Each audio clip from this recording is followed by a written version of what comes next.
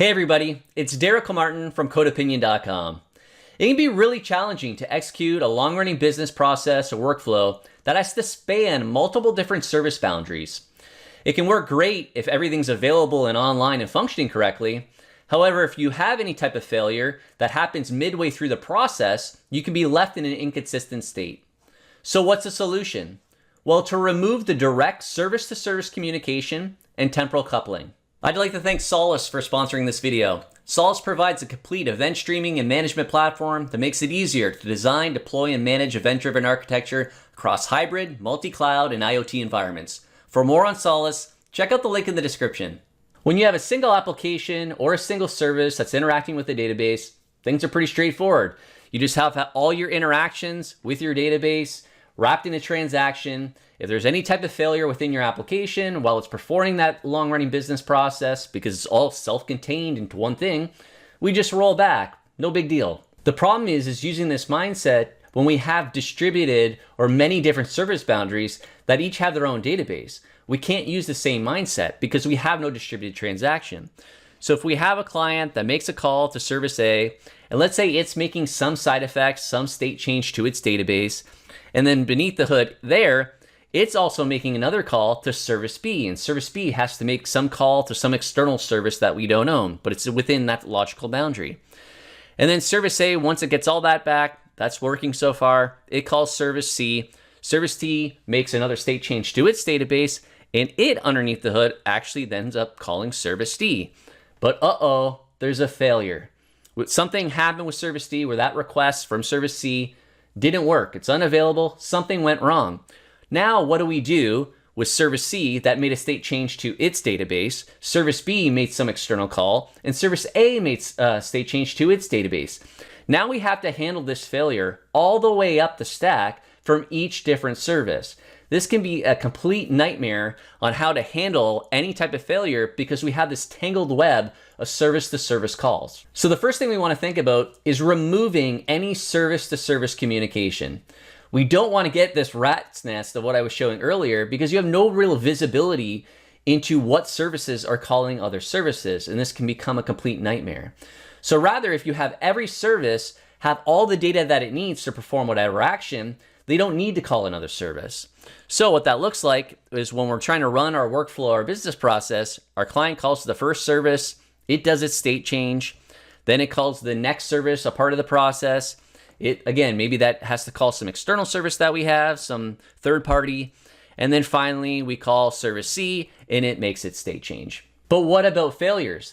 Yes, we remove the service-to-service communication and that rat's nest of a nightmare, and that helps, but we still need to deal with failures. So if we have our client and it places an order to our ordering service boundary and it makes that state change, creates the order, then we need to then reach out to our payment service because it's going to go externally to some payment gateway to charge our customer's credit card or whatever the case may be. And then the last part of the process is we're going to reach out to the warehouse because we need to create a shipping label and allocate the product that we just ordered. But what happens if that fails? We kind of are in the exact same situation now where we need to then deal with that failure, a part of that process, and maybe go back to payment to say, okay, that payment that you charged, either refund it or remove the authorization. But what happens if that fails? Again, we're still in this situation where how do we deal with these failures and how do we add some resiliency to this? So what we want to do here is we want to remove that temporal coupling.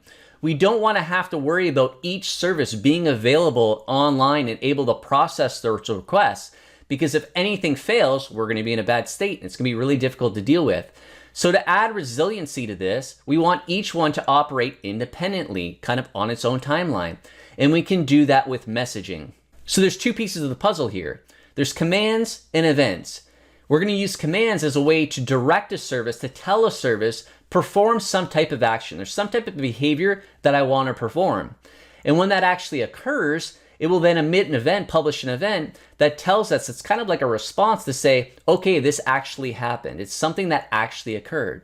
As an example, when we go to place our order, that's a command, place order. If it's actually successful, we then get an event out that's order placed. So we can use both commands and events as a way to have complete temporal decoupling of our long-running business process and workflow, and we can kind of orchestrate, do this, Did it happen? Great, now do this. So it's worth noting that when we're thinking about kind of request response, but in that blocking synchronous way, we can still kind of achieve the same thing asynchronously with messaging and kind of using events as replies, as responses. So when we have a service that sends a command to our broker that ends up going to a request queue, we can have whoever's consuming that command, whoever actually owns it and needs to process it, can process it and then actually send a reply. We're not blocking here. Service A still, it sent that command, it's letting service B deal with it, kind of it's on its own timeline, and service A is doing other work. It's not blocking at this point. But once service B actually ends up handling that request, it can send a reply back to service A, that service A can pick that back up and then continue on the process. So now what I'm gonna do is I'm gonna take that previous example that was using completely synchronous request response, that was all blocking, and we're moving it to asynchronous messaging to kick off this workflow. So what happens is our client makes a request to ordering to place our order. Let's say we make some type of state change to our database, and from there we're gonna kick off our workflow. The first thing that needs to happen now is we need to request to charge our customer's credit card. So from there, what we're gonna do is we're gonna create a command that we're gonna send to our broker that's say charge credit card. From there, the payment service is the one that's responsible for handling that command, that message. So it's gonna pick it up, it's gonna interact with the payment gateway, charge your customer's credit card, and there what it can do is it actually can send a reply back or an event, depending on which strategy we wanna use. But if we're thinking about this reply going back, it could be that the customer's credit card was charged or order was processed or charged. From there, our workflow in ordering can pick up that reply. Again, we're not blocking, this is completely asynchronous. So once we process that reply or event from the payment boundary, then the next part of the process was to reach out to the warehouse so that we can create a shipping label which allocates our products. So from there, we create a command. We send that to the broker. Our command here is the create shipping label. That's owned by the warehouse. It's gonna pick up that message. So it's gonna consume that message, does what it needs to do with its database, then it can send a reply or an event back to the broker saying shipping label was created.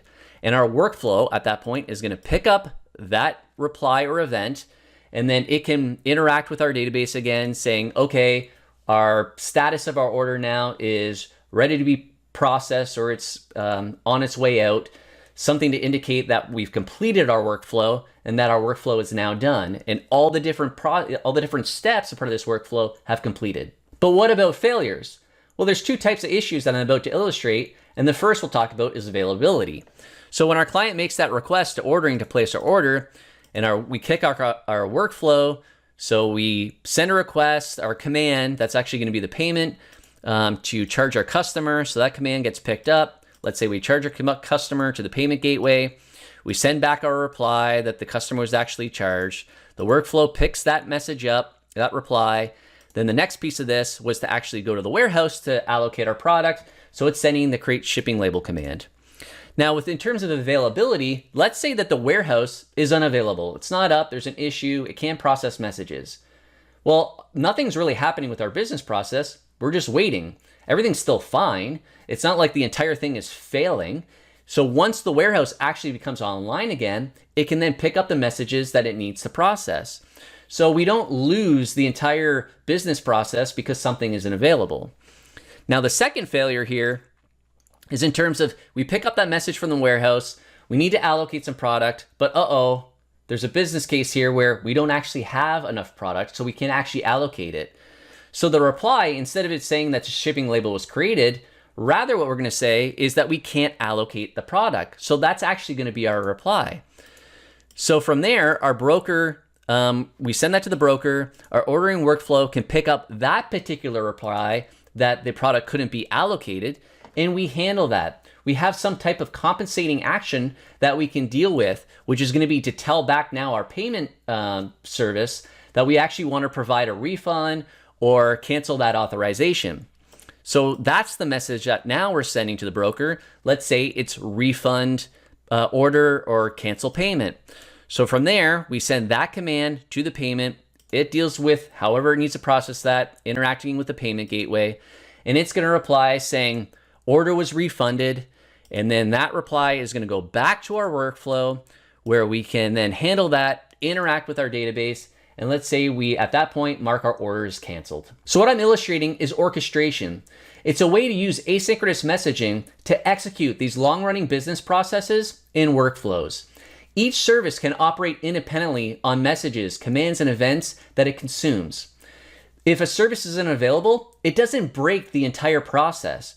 When a service comes back online and it can process messages, it will, and the business process and workflow just continues.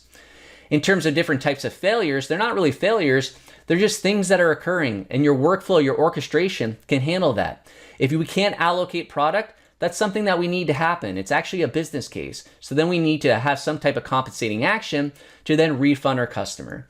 So orchestration allows kind of a single point using asynchronous messaging to handle different commands, to send out commands to different boundaries, and handle the replies or events to understand what to do next.